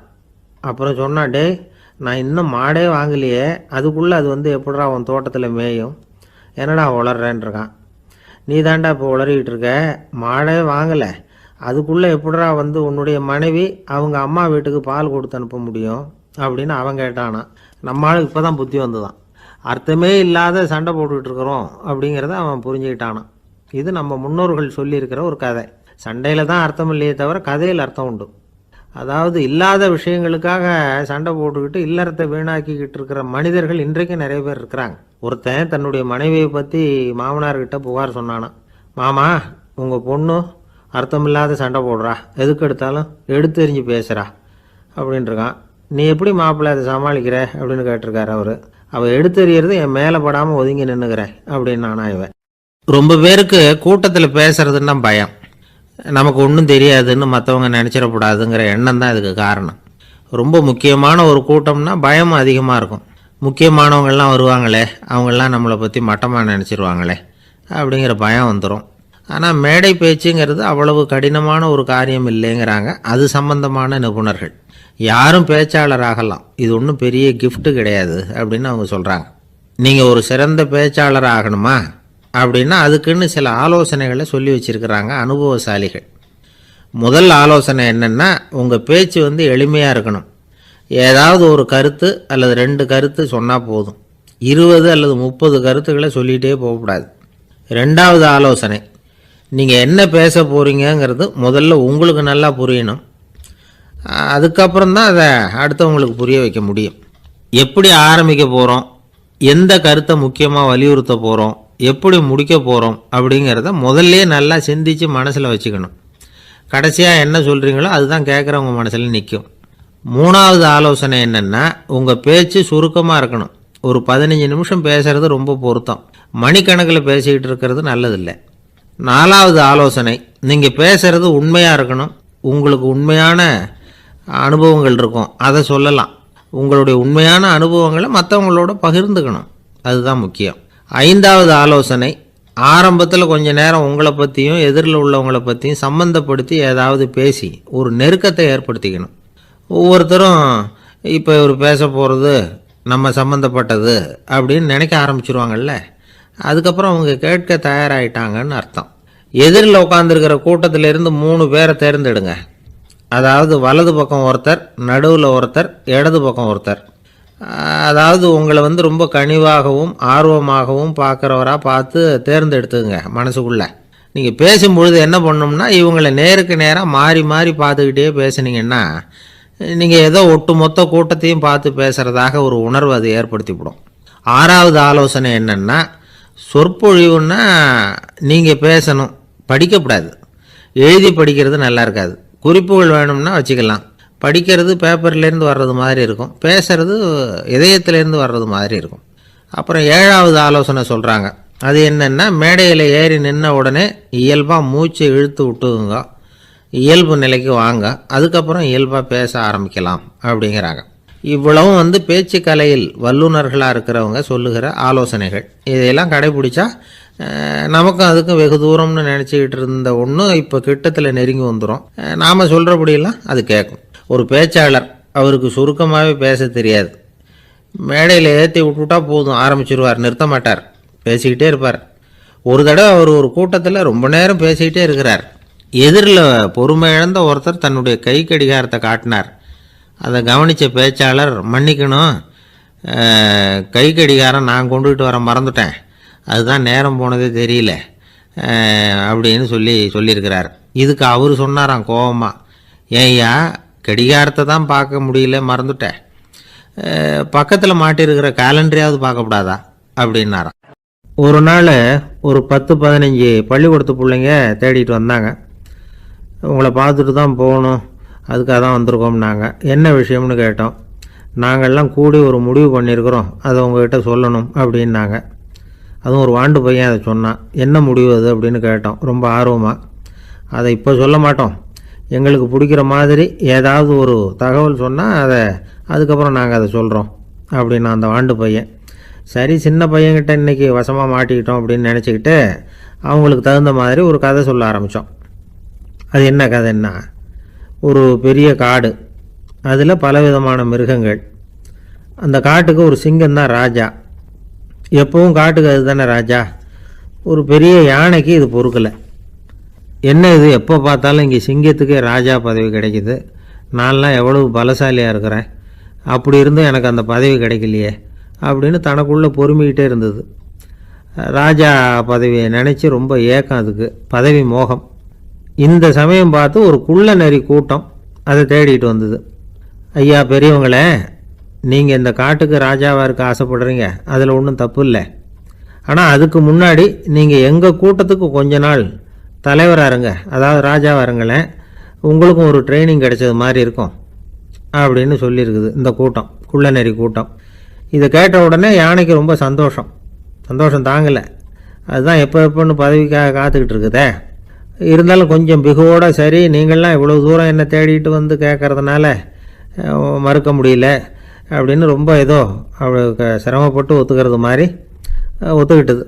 ஏதோ உங்கள் ஆசைக்கு கட்டுப்படுறேன், கொஞ்ச நாள் உங்கள் கூட்டத்துக்கு ராஜாவாக இருக்கிறதுக்கு சம்மதிக்கிறேன் அப்படின்னுது. உடனே அந்த யானை ராஜ நட போட ஆரம்பிச்சிட்டுது. யானை சாதாரணமாக நடந்தாவே எப்படி இருக்குங்கிறது நமக்கு தெரியும். அதுவே ராஜ நடந்தால் எப்படி இருக்கும் கற்பனை பண்ணி பாருங்கள். யானை முன்னாடி கம்பீரமாக போய்கிட்டு இருக்குது, தலைவர் இல்லையா, அதனால் குள்ள நரிகள்லாம் ரொம்ப அடக்கமாக அது பின்னாடி அணிவகுத்து போயிட்டுருக்குது. ராஜா வாழ்க, மன்னர் வாழ்க அப்படின்னு கோஷம் வேற. யானைக்கு தலைகால் புரியல, அவ்வளவு சந்தோஷம். அந்த யானைக்கு செருக்கு, ஆணவம் எல்லாம் ஏற்பட்டு போச்சு. அதுக்கப்புறம் அது தரையை பார்க்குமா, நிமிர்ந்து நடக்க ஆரம்பிச்சுட்டுது. தரையை பார்க்குறதே இல்லை. அப்படி போயிட்டுருக்கிறப்போ ஒரு சதுப்பு நிலத்தில் திடீர்னு காலை வச்சுட்டுது. அவ்வளோதான், கால் உள்ளே போட்டுது. இன்னொரு காலை எடுத்து வச்சுது, அதுவும் உள்ளே போட்டுது. அந்த 2 காலையும் எடுக்கிறதுக்காக அடுத்த 2 காலையும் அழுத்திச்சு, அதுவும் உள்ளே போக ஆரம்பிச்சுட்டுது. இப்போ 4 காலம் வசமாக சேத்துல அழுந்தி போச்சு, எடுக்க முடியல. குள்ள நரிகள்லாம் அதை சுற்றி சுற்றி வந்தது.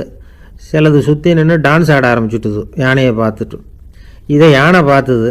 என்ன இது, தலைவர் நான் தவிச்சிக்கிட்டு இருக்கிறேன், தொண்டர்கள்லாம் சுற்றி நின்று வேடிக்கை பார்த்துக்கிட்டு இருக்கிறீங்க, டான்ஸ் ஆடுறீங்க அப்படின்னு கேட்டுதான். தொண்டர்களே, தலைவர் நான் தவிச்சிக்கிட்டு இருக்கிறது உங்களுக்கு தெரியலையா? இப்போ உடனே உங்கள் தலைவரை காப்பாற்ற வேண்டியது உங்கள் கடமை இல்லையா அப்படின்னு கத்துச்சான் அந்த யானை. குள்ள நரிகளில் ஒன்று முன்னாடி நின்று அந்த யானையை பார்த்து தான், தலைவரே, எங்களுக்கு ரொம்ப நாளாக ஒரு ஆசை, அந்த ஆசையை நிறைவேற்றிக்கிறதுக்காகத்தான் உங்களை எங்கள் தலைவராக ஏற்றுக்கிறோம்னு சொன்னோம் அப்படின்னு தான். என்ன ஆசைன்னு கேட்டிருக்கு யானை. யானை கறி சாப்பிட்டு பார்க்கணுங்கிறது எங்களுக்கு ரொம்ப நாளாக ஆசை, அது இன்றைக்கி தான் நிறைவேற போகுது அப்படின்னு தான் அந்த நரி. இதை கேட்ட உடனே அந்த யானை அப்படியே மூர்ச்சி ஆகிட்டு தான். நரிகள்லாம் அது மேலே ஏறி குதற ஆரம்பிச்சுட்டு தான். பதவி மேலே இருந்த பேராசை அந்த பலசாலியான யானையையே மாட்டி விட்டுட்டுது பார்த்தீங்களா அப்படின்னு சொல்லி முடித்தோம் இந்த கதையை அந்த சின்ன பிள்ளைங்கக்கிட்ட. சரிங்க, இப்போ நாங்கள் உங்களை தேடி வந்த விஷயம் என்னங்கிறத சொல்லவா அப்படின்னா ஒரு வாண்டு பையன். சீக்கிரம் சொல்லு தம்பி, சஸ்பென்ஸ் தாங்கலை அப்படின்னோம். அவன் மெதுவாக எங்களை பார்த்து சொல்கிறான், எங்களுக்கு கொஞ்ச நாள் நீங்கள் தலைவராக இருந்தால் தேவலை அப்படின்னா. நாட்டில் நல்லவங்க ஒருத்தர் 2 பேர் இருக்கிறதுனால தாங்க மழையே பெய்யுது அப்படின்னு சொல்கிறது உண்டு. நல்லார் ஒருவர் உளரேல் அவர் பொருட்டு எல்லாருக்கும் பெய்யும் மழை. சில சமயம் ரொம்ப பேர் திடீர்னு நல்லவங்களாக ஆகிடுவாங்க போல இருக்குது. அதனால தான் விடாமல் பேய் மழையாக கொட்டி தீர்த்துடுது. எல்லாரும் நல்லவங்களாகிட்டால் உலகமே தாங்காது போல இருக்க. அப்பப்போ ஒருத்தர் 2 பேர் நல்லவங்களாகணும், அப்போ தான் சீராக மழை பெய்யும். மாதத்துக்கு 3 பேர் நல்லவங்களானா மாதம் மும்மாரி பொழியும். இதெல்லாம் வேடிக்கை பேச்சு. இப்போ இதெல்லாம் ஒரு பக்கம் இருக்கட்டும், இப்போ விஷயத்துக்கு வருவோம். ஒரு கும்பலில் நல்லவன் யார் அப்படிங்கிறத எப்படி கண்டுபிடிக்கிறது? இதுக்கு ஒரு வேடிக்கை கதை உண்டு. என்னுடைய நண்பர் ஒருத்தருக்கு அவங்க பாட்டியம்மா சொன்ன கதையாக அது. அது என்ன கதைன்னா, ஒரு ஊரில் ஒரு சமயம் பலமான மழை பெய்ய ஆரம்பிச்சுட்டு தான். இடி மின்னல் ரொம்ப கடுமையாக இருந்திருக்குது. ஆரம்பித்த மழை வர வர கடுமையாக ஆகிட்டு இருக்குதே தவிர நிற்கிற பாடாக தெரியல. ஊர் ஜனங்கள்லாம் பார்த்தாங்க. இதுக்கு மேலேயும் வீட்டு உள்ளே இருந்தால் ஆபத்துங்கிறத புரிஞ்சுக்கிட்டாங்க. ஏன்னா வீடெல்லாம் இடிஞ்சு விழுந்துருமோங்கிற பயம். உடனே எல்லாரும் புறப்பட்டு ஊருக்கு பொதுவாக இருந்த ஒரு மண்டபத்தில் போய் தங்கிக்கிட்டாங்க. மின்னல் கடுமையாக இருந்தது. இடி எந்த நேரத்துலையும் விழலாம்ங்கிற நிலைமை. எப்போ விழலாம்னு பார்த்துக்கிட்டு இருக்குது. அந்த மண்டபத்தில் இருந்த ஜனங்கள் மனசுக்குள்ள ஒரு பயம். நம்ம கூட்டத்தில் யாராவது ஒரு கெட்டவன் பாவம் பண்ணவன் இருந்தால் கூட இடி வந்து இந்த மண்டபத்தில் விழுந்துடும், அது எல்லாருக்கும் ஆபத்து அப்படின்னு நினச்சாங்க. சரி, இதுக்கு என்ன பண்ணலாம் அப்படின்னு யோசனை பண்ணாங்க. அந்த கூட்டத்தில் ஒரு பெரியவர் இருந்தார். அவர் ஒரு யோசனை சொன்னார். இதை பாருங்கள், அதுக்கு ஒரு வழி இருக்குது. அதோ எதிர்த்தாப்பில் கொஞ்சம் தூரத்தில் ஒரு உயரமாக மரம் ஒன்று இருக்குது பாருங்கள். பொதுவாக இடி வந்து சுலபமாக விழறது அது மாதிரி உயரமான மரத்தில் தான். நம்ம கூட்டத்தில் இருக்கிறவங்க எல்லாரும் ஒவ்வொருத்தராக போய் அந்த மரத்தை தொட்டு விட்டு திரும்பி வந்துடணும். நம்மள பாவம் பண்ணவன் யாரோ அவன் அந்த மரத்தை தொடுற சமயத்தில் இடி விழுந்துடும், அவன் மட்டும் போயிடுவான், மண்டபத்தில் இருக்கிற நாமெல்லாம் பொழைச்சிக்கலாம் அப்படின்னு ஐடியா கொடுத்தார் அந்த பெரியவர். இது நல்ல யோசனையாக பட்டது. எல்லாரும் ஒத்துக்கிட்டாங்க. ஒவ்வொருத்தராக போய் அந்த மரத்தை தொட்டு விட்டு திரும்பி வந்தாங்க. இடி எதுவும் விழலை. இன்னமும் பாவம் பண்ண ஆசாமி அதை போய் தொடலை போல இருக்குது அப்படின்னு நினச்சிக்கிட்டாங்க. ஒவ்வொருத்தராக போகிறாங்க, எல்லாரும் போய் தொட்டு விட்டு வந்தாச்சு. இன்னும் ஒரே ஒரு ஆசாமி தான் பாக்கி. கடைசியாக இருந்த அந்த ஆள் பயந்துட்டான். இது வரைக்கும் இடி விழலைன்னா இப்போ என்ன அர்த்தம்? இப்போ நாம் தான் பாக்கி, நாம் தான் தப்பு பண்ண ஆள் போல இருக்குது அப்படின்னு நினச்சிட்டான். அதனால் துணிச்சலாக போய் தொடுறதுக்கு பயந்தான், தயங்கிக்கிட்டே இருந்தான். இருந்தாலும் மற்றவங்கள்லாம் சும்மா இருப்பாங்களா? கட்டாயப்படுத்தி கழுத்தை பிடிச்சி தள்ளாத குறையா அவனை தள்ளி விட்டாங்க, போய் தொட்டுட்டு வாடான்னு. அவன் நடுங்கிக்கிட்டே போய் அந்த மரத்தை தொட்டான். அதே வினாடி ஒரு பயங்கரமான மின்னல் இடி விழுந்துட்டுது. எங்கே விழுந்தது தெரியுமா? அந்த ஆள் மேலே இல்லை, மண்டபத்தில் விழுந்தது. மண்டபத்தில் இருந்தவங்க பூரா காலி. அந்த ஒரு ஆள் மட்டும் புழைச்சிக்கிட்டான். இந்த ஒரு ஆளை காப்பாற்றுறதுக்காக தான் இடி வந்து மண்டபத்தில் விழாமல் இருந்திருக்குது. இதுதான் கதை. அதனால் நல்லவங்க எப்படியும் தப்பிச்சுக்குவாங்க அப்படிங்கிறது ஒரு நீதி. ஒருத்தன் அப்படி தான் தெருவில் நடந்து போய்கிட்டு இருந்தான், ரொம்ப நல்லவன்.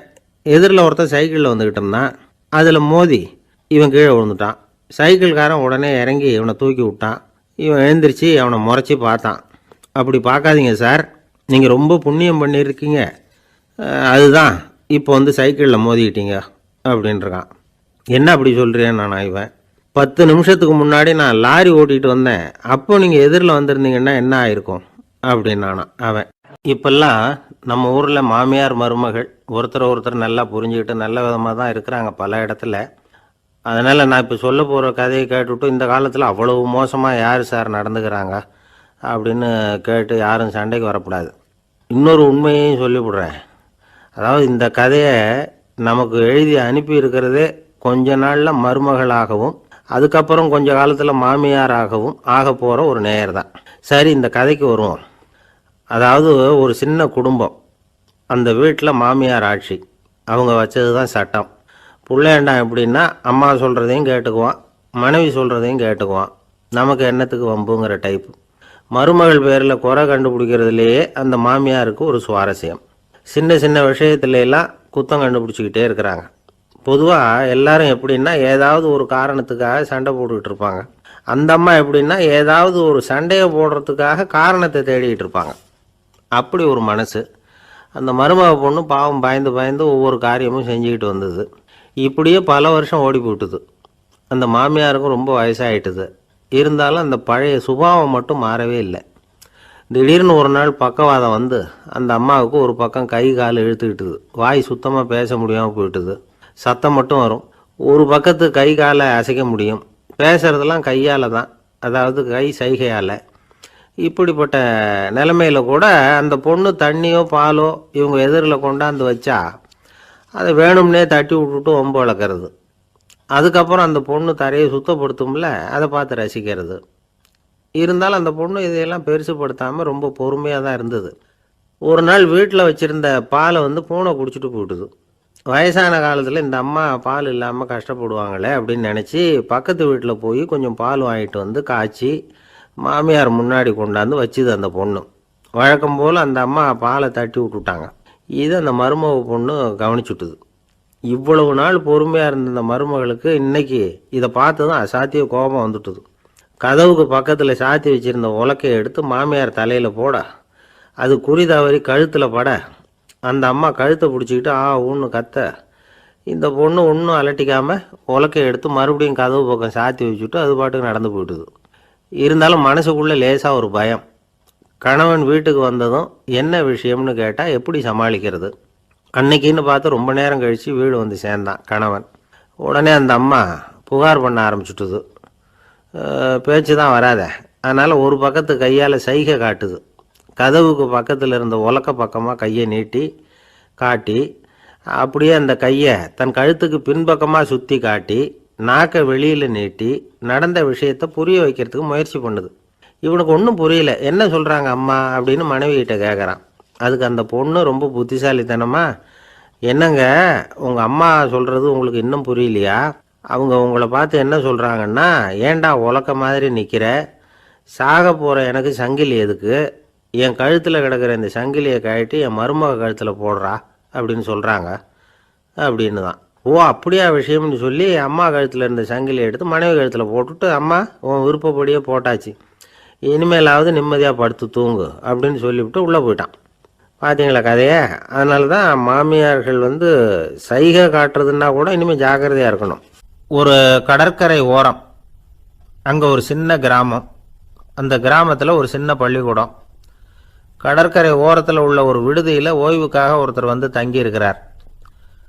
பள்ளிக்கூடத்தில் ஏதோ விழா நடக்கிறது மாதிரி தெரிஞ்சுது. உடனே அவர் அந்த பக்கமாக வந்தார். இங்கே என்ன நடக்குதுன்னு விசாரித்தார். பள்ளி ஆண்டு விழா நடக்குதுன்னாங்க. உடனே போனார். கண்காட்சி ஒன்று வச்சுருந்தாங்க. உள்ளே போய் பார்த்தார். பள்ளிக்கூடத்தில் படிக்கிற மாணவர்களே சொந்தமாக தயார் பண்ண பொருள்களை காட்சிக்கு வச்சுருக்கிறாங்க. அந்த ஊர் மக்கள்லாம் அதை கூட்டம் கூட்டமாக போய் பார்த்துக்கிட்டு இருக்கிறாங்க. இவரும் ஆர்வமாக அதையெல்லாம் பார்த்துக்கிட்டே போகிறார். ஒரு இடத்துல ஒரு சின்ன ரயில் செஞ்சு வச்சுருந்தாங்க, மாணவர்களே தயார் பண்ணது. மின்சாரத்தால் அது ஓடுறது மாதிரி பண்ணி வச்சுருந்தாங்க. அதில் ஒரு சின்ன பொத்தான் இருக்கும். அதை அமுக்குனா ரயில் ஓடும், சுற்றி சுற்றி வரும். மாணவர்கள் எதிரில் நின்று அதுக்கு விளக்கம் கொடுத்துக்கிட்டு இருக்கிறாங்க. இவர் அதை கவனித்தார். ரயில் ஓடுறத பார்த்தார். அங்கே நின்றுக்கிட்டு இருந்த மாணவர்கள்கிட்ட விளையாட்டாக கேட்டார், ஏப்பா இந்த ரயில் எதனால் ஓடுது அப்படின்னு கேட்டார். இவர் சக்தியினால் ஓடுது அப்படின்னாங்க மாணவர்கள். அது என்ன சக்தின்னு கேட்டார். அதுக்கு பேர் மின்சாரம் அப்படின்னாங்க. சரி, நீங்கள் மின்சாரத்தை பார்த்துருக்குறீங்களா அப்படின்னார். நாங்கள் பார்த்தது இல்லைங்க, ஆனால் இதை செய்யறதுக்கு எங்களுக்கு உதவி பண்ண ஆசிரியர் ஒரு பட்டதாரி, ஒரு கால் அவர் பார்த்துருக்கலாம் அப்படின்னாங்க. அவர் எங்கே இருக்காருன்னு கேட்டார். இதோ அழைச்சிட்டு வர்றோம்னு ஓடினாங்க. அவர் அழைச்சிட்டு வந்தாங்க. அவர்கிட்ட ஒரு பெரியவர் கேட்டார், மின்சாரத்தை நீங்கள் பார்த்துருக்குறீங்களா அப்படின்னு. மின்சாரத்தை பார்க்குறதாவது நான் பார்த்ததே இல்லை. நான் பார்த்தது அது செயல்படுற விதத்தை தான். அது விளக்கை எரிய வைக்குது, ரயிலை ஓட வைக்குது, இது மாதிரி எத்தனையோ எந்திரங்களை செயல்பட வைக்குது. ஆனால் உண்மையிலேயே அது என்னன்னு எனக்கு தெரியாது. ஒருவேளை இந்த பள்ளிக்கூடத்து தலைமை ஆசிரியருக்கு தெரிஞ்சிருக்கலாம், ஏன்னா அவர் ஒரு மேல்நிலை பட்டதாரி அப்படின்னாராம் அவர். சரின்னு போய் தலைமை ஆசிரியரை கூப்பிட்டுக்கிட்டு வந்தாங்க. அவர்கிட்டையும் இதே கேள்வி கேட்டாராம் அவர். மன்னிக்கணும், இந்த கேள்வி இதுவரைக்கும் யாரும் என்கிட்ட கேட்டதில்லை. சக்தியை யாரும் பார்க்க முடியாது, ஆனால் அது செயல்படும் விதத்தை தான் பார்க்க முடியும் அப்படின்னாராம் அவர். இப்போ இதுவரைக்கும் கேட்டுக்கிட்டு இருந்த பெரியவர் சிரித்தார். சிரிச்சுட்டு சொன்னாராம், சரி அதுக்காக ஒன்றும் கவலைப்படாதீங்க, என்னுடைய பெயர் தாமஸ் ஆல்வா எடிசன் அப்படின்னாராம். இதை கேட்டதும் அங்கே இருந்தவங்களுக்கெல்லாம் அதிர்ச்சி, ஆச்சரியம். என்னது, நீங்கள் தானா எடிசன்? நீங்கள் எவ்வளவு மின்சார கருவிகளை உண்டாக்கி இருக்கிறீங்க, நீங்களா இந்த கேள்வியை கேட்டது அப்படின்னாங்களாம். ஆமாம், நான் தான் கேட்குறேன், ஏன்னா நானே மின்சாரத்தை பார்த்தது கிடையாது அப்படின்னாராம் அவர். அன்புங்கிறது இப்படிப்பட்டது தாங்கிறார் ஓஷோ. அன்புங்கிறது நம்ம உடற்கூறு அமைப்பில் இல்லை, அது நம்ம உடம்புல உள்ள சுத்த சக்தியின் வெளிப்பாடு. அதை உணரத்தான் முடியுமே தவிர பார்க்க முடியாது. அன்பே உன்னை நான் என் இருதயத்தில் வச்சிருக்கிறேன் அப்படின்னுலாம் சொல்லுவான். இதெல்லாம் சும்மா. இது டாக்டர்கள் சொல்கிற இருதயம் கிடையாது. அது ரத்தத்தை தள்ளுகிற ஒரு கருவி, அவ்வளவுதான். ஞானிகள் சொல்லுகிற இதயம் வேற, அது கண்ணுக்கு புலப்படாத ஒரு சக்தி. என்னுடைய இதயம் ரொம்ப விசாலமானது சார் அப்படின்னார் ஒருத்தர். அப்படிங்களான்னு ரொம்ப மரியாதையா, ஆமாங்க டாக்டர் அப்படி தான் சொல்கிறார், கொஞ்சம் வீங்கி போய் பெருசாக இருக்குதான் அப்படின்னார். தானத்தில் சிறந்தது எது அப்படின்னு ஒரு கேள்வியை கேட்டு, தானத்தில் சிறந்தது நிதானம் அப்படின்னு அதுக்கு ஒரு பதிலும் சொல்கிறவங்க உண்டு. நிதானம் ரொம்ப அவசியம், அதுவும் இன்றைய உலகத்துக்கு ரொம்ப அவசியம். இன்றைக்கி உலகம் ரொம்ப பரபரப்பாக போய்கிட்டு இருக்குது. பொறுமையாக இருக்கணும்னு நினைக்கிறவங்களால கூட அப்படி இருக்க முடியறதில்ல. பொறுமையை சோதிக்கிறது மாதிரி பல சம்பவங்கள், அதையெல்லாம் சந்திச்சே தீர வேண்டியிருக்குது. எங்கே போனாலும் க்யூவில் நிற்க வேண்டியிருக்குது, எங்கே போனாலும் காத்துக்கிட்டு இருக்க வேண்டியிருக்கு. ஆஃபீஸ்லேயோ வீட்லேயோ கூட நீங்கள் நிதானமாக பொறுமையாக நடந்துக்க தெரியலன்னா உங்களுக்கு சிடுமூஞ்சி, முசுடு இப்படிலாம் பேர் வச்சுருவாங்க. அது உங்களுக்கு தேவையா? சரி, வாழ்க்கையில் பொறுமைசாலின்னு பேர் வாங்கிறதுக்கு என்ன வழி? முதல் பாயிண்ட், நீங்கள் நினைக்கிறது, எதிர்பார்க்கறது, செய்கிறது எல்லாமே 100% கரெக்டாக நடக்கணும்னு ஆசைப்படக்கூடாது. எதுவாக இருந்தாலும் அதில் ஓரளவுக்கு தவறு நடக்கலாம் அப்படிங்கிறத எதிர்பார்த்தே இருக்கணும். ஓரளவுக்கு அதை அனுமதிக்கணும். ஒரு நண்பரை 6 மணிக்கு ஒரு இடத்துக்கு வர சொல்லியிருக்கிறீங்க. 6 மணிக்கு அவர் வரலை. உடனே பொறுமை இழந்து நடந்துக்கக்கூடாது. ஒரு 10 நிமிஷம் டிலே ஆகலாம். ஒரு வர்ற வழியில் பஸ்ஸு கூட ஏதாவது டிராஃபிக்கில் மாட்டியிருக்கலாம். அதெல்லாம் எதிர்பார்த்தே கொஞ்சம் காத்திருக்கிறதுல ஒன்றும் தப்பு இல்லை. சில சமயம் டிலே ஆகிறது கூட நல்லதாக முடியும். ஒரு பஸ்ஸை தவற விட்டுட்டு ஐயோ கொஞ்சம் ஒரு 2 நிமிஷம் முன்னாடி வந்திருந்தா பிடிச்சிருக்கலாமே அப்படின்னு தவிச்சிக்கிட்டு இருப்பாங்க சில பேர். அடுத்தபடியாக வர்ற பஸ்ஸு நேரடியாக நீங்கள் போக வேண்டிய இடத்துக்கே கொண்டு போய் விடுற பஸ்ஸாக கூட இருக்கலாம். அது உங்களுக்கு முன்னாடி தெரியாதுல்ல. சில நெருக்கடியான சூழ்நிலைகளை தமாஷா எடுத்துக்கிறதுக்கு பழகிக்கணும். சில இடங்களுக்கு போகிறப்ப காத்திருக்கிறதுக்கு நம்ம மனசை தயார்படுத்திக்கிட்டே போகணும். ஒரு ரயிலுக்கோ பஸ்ஸுக்கோ அல்லது விமானத்துக்கோ கப்பல் பிரயாணத்துக்கோ போகிறப்போ அங்கே போய் நீங்கள் மணிக்கணக்கில் கூட காத்துக்கிட்டு தான் இருக்கணும். புறப்படுற நேரம் கூட மாறலாம். நீங்கள் போய் சேர்ந்ததும் அது உடனே புறப்படணும்னு கட்டாயமாக என்ன? அது மாதிரி சமயத்தில் படிக்கிறதுக்குன்னு சில சுவாரஸ்யமான புத்தகங்களையும் கையில் எடுத்துக்கலாம். உங்களை சுற்றி எவ்வளவோ சுவாரஸ்யமான சம்பவங்கள் நடந்துக்கிட்டு இருக்குதுல்ல, அதையெல்லாம் வேடிக்கை பாருங்கள். எதுக்காக காத்துக்கிட்டு இருக்கிறோமோ அந்த காரியத்தில் உண்மையாகவே நமக்கு ஒரு அக்கறை இருந்தால் நமக்கு போர் அடிக்காது. சில கோயில்களில் பார்த்துருப்பீங்க, தரிசனத்துக்காக பக்தர்கள் நாள் கணக்கில் காத்துக்கிட்டு இருப்பாங்க. அவங்களெலாம் அழுத்துக்கிறது இல்லை. ஆண்டவனை தரிசிக்கணுங்கிற உண்மையான அக்கறை இருக்கிறதுனால அவங்களுக்கு போர் அடிக்கிறது இல்லை. ஆனால் சில சினிமா தியேட்டரில் கூட பார்க்கலாமே, சினிமா கியூ கூட அப்படி தான். சாயந்தரம் 6 மணி ஆட்டத்துக்கு காலம்பரம் 6 மணிக்கே போய் கூட காத்துக்கிட்டு இருப்பாங்க. அவங்களுக்கெல்லாம் போர் அடிக்காது, படம் பார்க்குற ஆர்வம். இன்னொரு முக்கியமான விஷயத்தை நாம் பழக்கப்படுத்திக்கணும். லிவ் ஃபார் தி மூமெண்ட் அப்படிங்கிறாங்க நிபுணர்கள். ரொம்ப பேர் எப்படின்னா அடுத்தபடியாக நடக்க போகிற விஷயத்திலேயே கவனமாக இருப்பாங்க. அந்த நினைப்புலேயே இந்த நிமிஷத்தை பொறுமை இல்லாமல் கழிப்பாங்க. ஒருத்தர் இருக்கார், அவர் எப்படின்னா ஆஃபீஸ் முடியறதுக்குள்ளேயே சார் 5 மணிக்கெல்லாம் ரெடியாக இருங்க, நாம் அந்த ஹோட்டலில் போய் டிஃபன் சாப்பிட்ணும் அப்படின்னு 4 மணிலேருந்து சொல்லிகிட்டு இருப்பார். 4:55 பரபரப்பாக ஓடி வருவார். 2 பேரும் புறப்படுவோம், ஹோட்டலுக்கு போவோம், சாப்பிட்டுக்கிட்டு இருப்போம். அப்படி சாப்பிட்டுக்கிட்டு இருக்கிறப்ப சார் சாப்பிட்டு முடித்ததும் நேராக ஒரு ஜவுளி கடைக்கு போகிறோம் அப்படிம்பார். பரபரக்க சாப்பிட்டு முடிப்பார், புறப்படுவார். ஜவுளி கடையில் அவசரமாக சீக்கிரம் பில் போடுங்க சார், சினிமாவுக்கு நேரம் ஆகிடும்பார். சினிமா தியேட்டரில் உட்காந்து அடுத்தபடியாக எங்கே டின்னர் சாப்பிட்றதுன்னு யோசனை பண்ணிகிட்டு இருப்பார். ராத்திரி படுக்கையில் விழுந்ததுக்கு அப்புறமும் நாளைக்கு காலையில் எழுந்திரிச்சதும் அதை பண்ணணும் இதை பண்ணணும்னு திட்டம் போட்டுக்கிட்டே இருப்பார். அதாவது எப்போவும் அடுத்த நிமிஷம், அடுத்த நாள், அடுத்த வாரம், அடுத்த வருஷம், இதுதான் அவங்க சிந்தனை. இந்த நிமிஷம் என்ஜாய்மெண்ட்டை அவங்க இழந்துடுறாங்களாம். அதனால தான் வாழ்நாள் பூரா பொறுமையின்மை, அவஸ்தை, அல்லல். அதனால் நாம் எல்லோரும் வாழ்க்கையில் நிதானமாக இருக்கிறதுக்கு கற்றுக்கணுமா. அதுக்காக இந்த நிதானத்துக்கு வேறு விதமான அர்த்தம் பண்ணிக்கக்கூடாது. ஒருத்தர் அப்படித்தான் ஒரு தடவை அவருடைய குதிரை காணாமல் போயிட்டு தான்.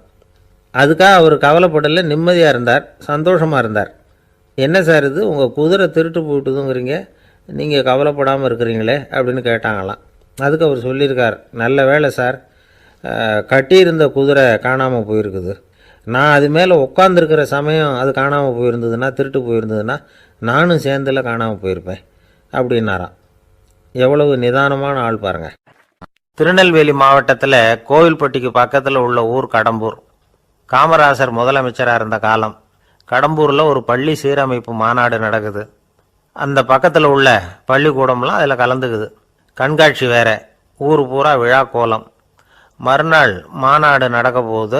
ஆனால் முதல் நாளே மழை பிடிச்சிக்கிட்டுது. மறுநாளும் அது விடாமல் பேஞ்சிக்கிட்டு இருக்குது. காமராசர் காலையிலேருந்து பல்வேறு நிகழ்ச்சிகளில் கலந்துக்கிட்டு சாயந்தரமாக கடம்பூருக்கு சேர வேண்டியவர். மழை பேஞ்சிக்கிட்டு இருக்கிறதுனால நிகழ்ச்சி ரத்தாயிடுமோ என்னமோ அப்படின்னு எல்லாரும் சந்தேகப்பட்டுக்கிட்டு இருக்கிறாங்க. அவர் கோவில்பட்டி பயணிகள் விடுதியில் இருக்கிறார். கடம்பூர்லேருந்து சில பேர் போய் அவரை சந்திக்கிறாங்க. மழை பெஞ்சிக்கிட்டு இருக்குதே, என்ன செய்யலாம் அப்படின்னு கேட்குறாங்க. மழை பெஞ்சால் நல்லது தானே, அதுக்காக மாநாட்டை எதுக்காக ரத்து செய்யணும்? ஆசிரியர்கள் எவ்வளவு கஷ்டப்பட்டு ஏற்பாடு பண்ண மாநாடு, கட்டாயம் வந்துடுறேன் அப்படின்னாராம் காமராசர். உடனே புறப்பட்டார்.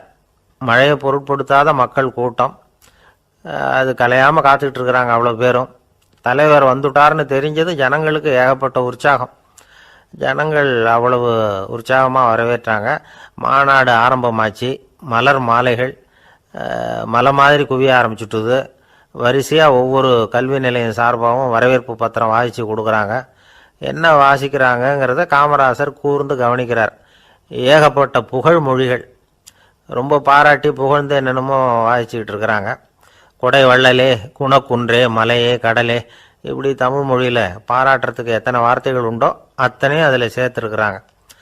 காமராசர் பொறுமை இழந்துட்டார். போதும் போதும், உங்கள் எல்லாரையும் பார்த்து 2 வார்த்தை பேசிவிட்டு போகிறதுக்காக தான் நான் வந்திருக்கிறேன்.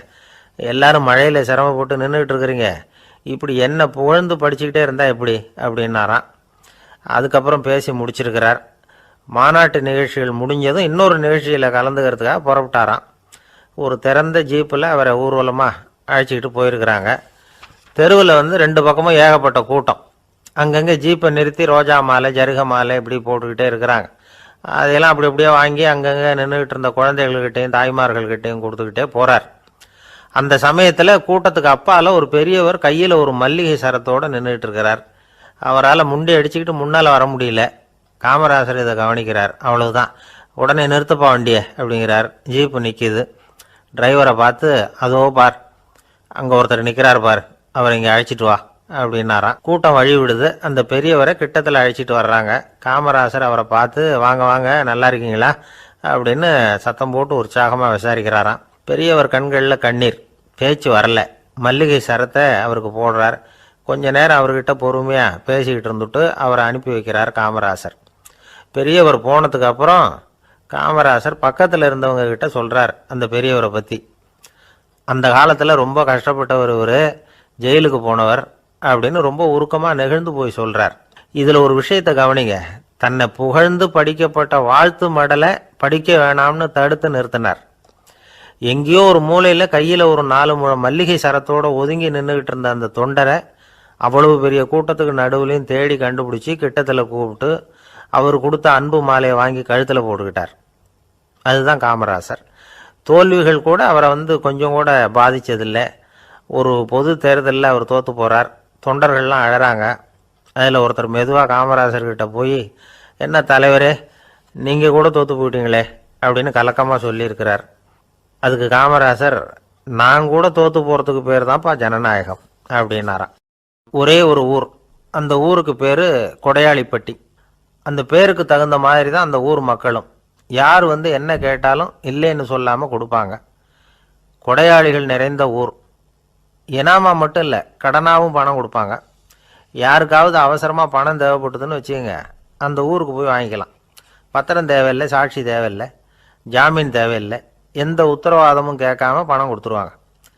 நம்மால் ஒருத்தனுக்கு பணம் தேவைப்பட்டது. சொந்த பந்தம்லாம் கேட்டு பார்த்தா யாரும் கொடுக்குற வழியாக தெரியல. எல்லாரும் அவங்கவுங்க சௌரியத்தை பார்க்குறவங்க, அடுத்தவங்க சௌரியத்தை பற்றி கவலைப்படாதவங்க. இவன் எல்லாரையும் கேட்டு பார்த்துட்டு சோர்ந்து போய் உக்காந்துட்டான். அந்த நேரம் தான் கொடையாளிப்பட்டியை பற்றி கேள்விப்பட்டான். அப்படி ஒரு ஊர் இருக்கிறது தெரிஞ்சதும் அந்த ஊருக்கு வழி கேட்டுக்கிட்டு ஒரு நாள் புறப்பட்டு போனான். வயல்காட்டு வழியாக போக வேண்டியிருந்தது. மெதுவாக நடந்து ஊர் எல்லைக்கு வந்துட்டான். 2 பக்கமும் விவசாய வேலைகள் மும்முரமாக நடந்துக்கிட்டு இருக்குது. ஏர் உழுதுகிட்டு இருக்கிறாங்க. அப்போ அங்கே ஒரு ஆளை பாம்பு கடிச்சுட்டுது. பக்கத்தில் வேலை செஞ்சுக்கிட்டு இருந்தவங்க ஓடி வந்தாங்க. அவசரமாக செய்ய வேண்டிய முதல் உதவியெல்லாம் செஞ்சு பார்த்தாங்க. பலன் இல்லை. அந்த ஆள் செத்து போட்டான்.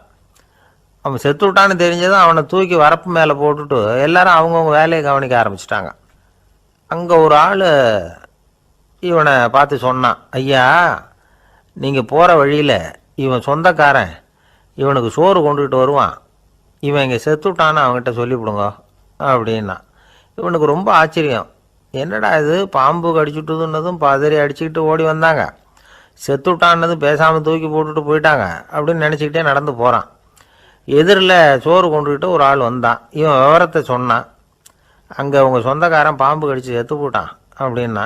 அவன் கொஞ்ச நேரம் அமைதியாக நின்னான். அதுக்கப்புறமா அங்கேயே வரப்பில் உட்காந்து கொண்டுகிட்டு வந்த சோத்தை தானே சாப்பிட்டு முடித்தான். பேசாமல் எழுந்திரிச்சு திரும்பி போயிட்டான். கொஞ்சம் கூட பதறல, அழலை. இப்படியும் ஒரு ஊரா அப்படின்னு நினச்சி ஆச்சரியப்பட்டுக்கிட்டே இவன் ஊருக்குள்ளே போனான். ஒரு பெரிய மனுஷனை பார்த்து பணம் கேட்டான். அவரும் இவனோட பேரையும் ஊரையும் மட்டும் விசாரிச்சுக்கிட்டு தேவையான பணத்தை கொடுத்துட்டார். பணத்தை வாங்கிட்ட பிறகு தன்னுடைய மனசை அரிச்சிக்கிட்டு இருந்த அந்த விஷயத்தை பற்றி கேட்டான். ஐயா, வழியில் ஒருத்தன் செத்துட்டான், அவனை அப்படியே தூக்கி வரப்பில் போட்டுட்டு எல்லாரும் வயல்வெளி வேலைகளை பார்த்துக்கிட்டு இருக்கிறாங்களே அப்படின்னா. இதுக்கு அந்த பெரியவர் சொன்னார், ஆமாம் அப்படி தான் செய்வோம், வேலை முடிஞ்சு வீட்டுக்கு திரும்புகிறப்போ அவனை தூக்கிட்டு வந்து அடக்கம் பண்ணிடுவோம் அப்படின்னார். ரொம்ப ஆச்சரியமாக இருக்கே அப்படின்னா. ஏன் உங்கள் ஊரில் யாராவது செத்துட்டா என்ன பண்ணுவீங்க அப்படின்னு கேட்டார். என்ன இப்படி கேட்குறீங்க, எங்கள் ஊரில் எல்லாம் பணத்தை தூக்க விட மாட்டாங்க, ஒப்பாரி வைப்பாங்க, கட்டி புரண்டு அழுது புலம்பி தீத்துருவாங்க அப்படின்னா இவன்.